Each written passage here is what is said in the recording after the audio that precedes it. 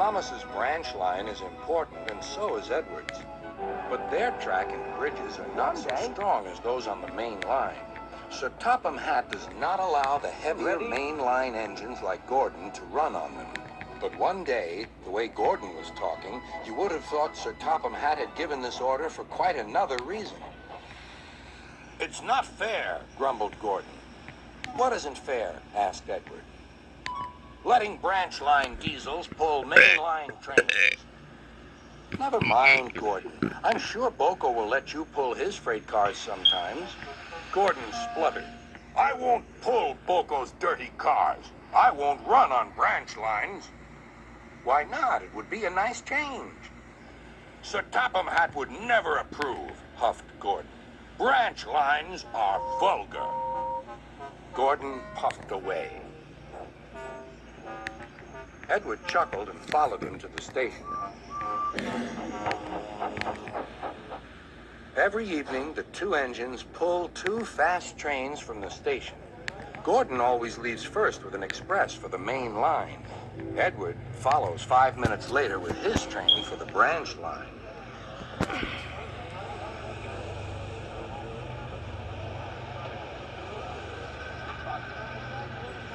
Usually, everything runs like clockwork, but tonight there was trouble.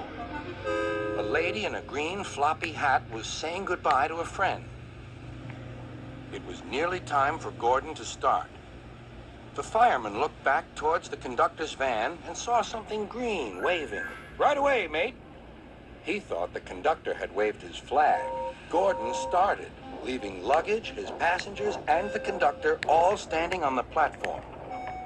Everyone was very surprised and cross.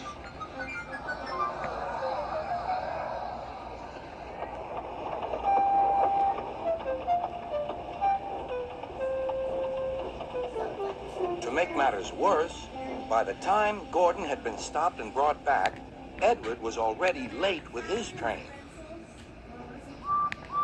So now he set off first.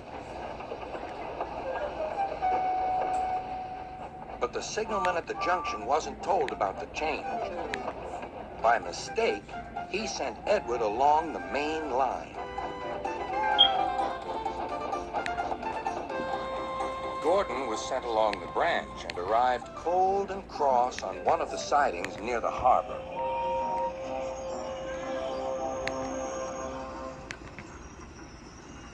Next morning, Bill and Ben peeped into the yard.